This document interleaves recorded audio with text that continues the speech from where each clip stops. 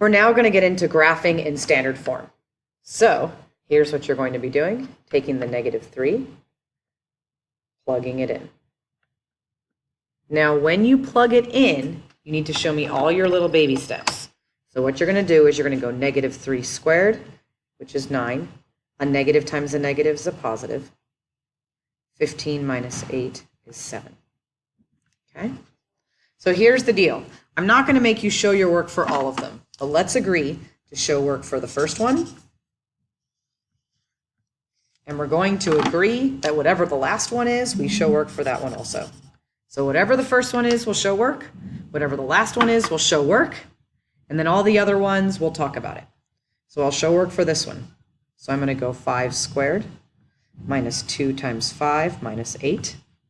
5 squared is 5 times 5. 2 times 5 is 10. 25 minus 8 is 15 minus 8, which is 7. Interesting. We'll figure that out later. So I showed work for yellow and I showed work for pink. Now the rest of them, you can just pick up your calculator. So let me show you how you're going to be doing it. Remember, it's got to be in parentheses. So parenthesis, -2 end parenthesis squared minus 2 parenthesis, oops, I put 5, 2 parenthesis, now it's -2, then minus 8. And then you just press enter. And then you clear it again and you start. -2, oops, it's not -2 this time, now it's -1. -1 squared, then minus 2 parenthesis, -1, and parenthesis, minus 8. I get -5. And do the same thing. Now the 0, I actually don't need my calculator for. So for the 0, I'm going to make it not so bad because 0 squared 0. 0 times 2, 0. So that's just -8. Okay. If you could do some of these in your head, I definitely strongly encourage you to. But if you're not sure, use your darn calculator.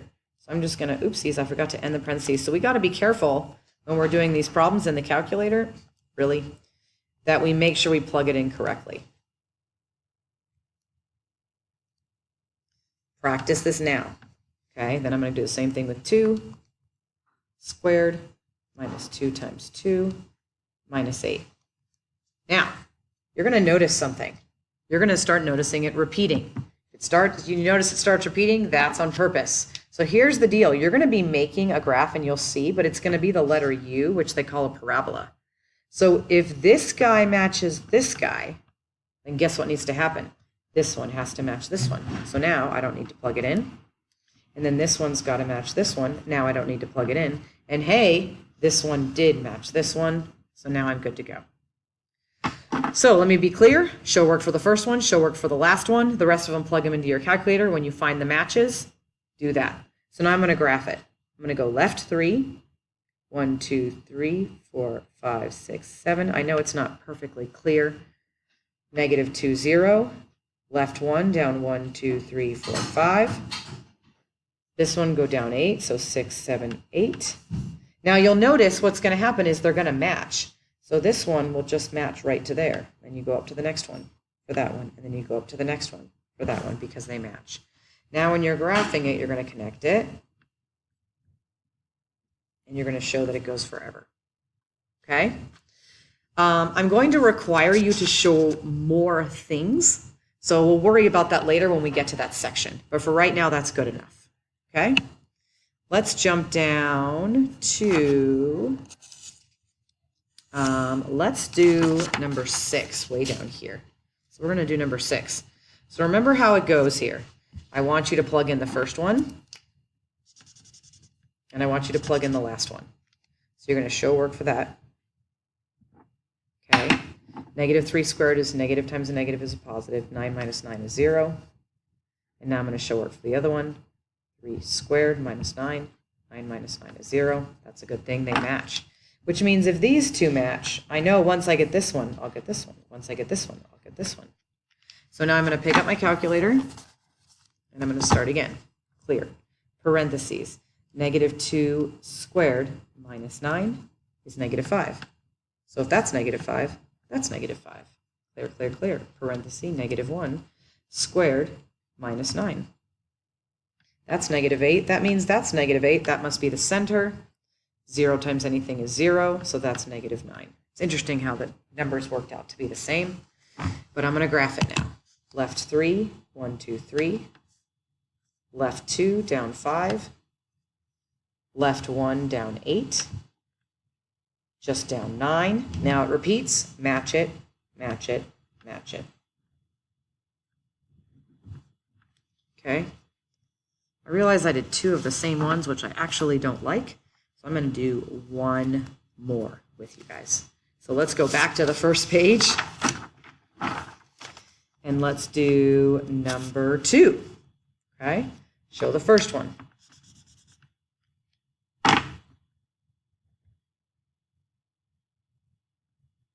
Negative 2 squared means negative times a negative, which is a positive. Negative and a negative make a positive. 8 plus 1 is 9. Showed my work for the yellow. Now I'm going to show my work for the 4. 4 squared minus 2 times 4 plus 1. 4 squared means 4 times 4, which is 16. 2 times 4 is 8 plus 1. 16 minus 8 is 8 plus 1 is 9. Cool, they match. If these match, that means I know these two match and these two match. So now I'm going to pick up my calculator, clear, and I'm going to go parentheses, negative 1 squared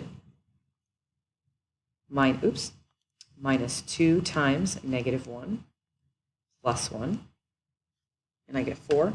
So if that's 4, that's 4. I can always check it. Parentheses 0 squared minus 2 times 0 plus 1 is 1. So if that's 1, that's 1. And then I go 1 squared minus 2 times 1 plus 1, and I get 0.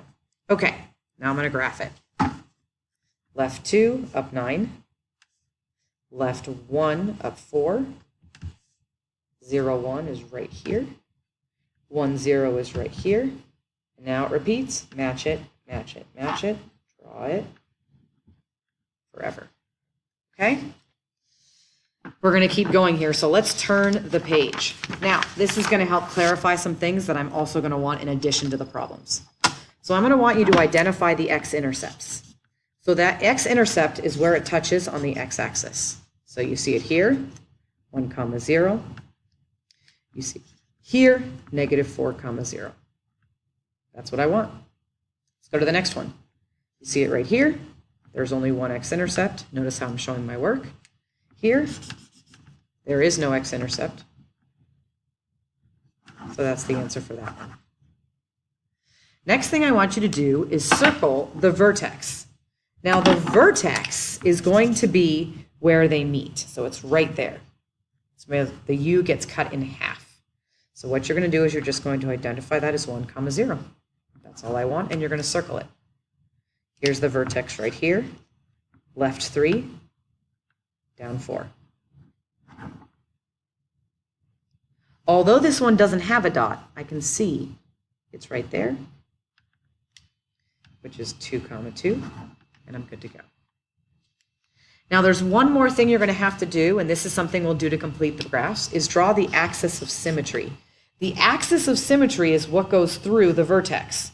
So, and actually let's cross off this one and cross off this one, it's too much.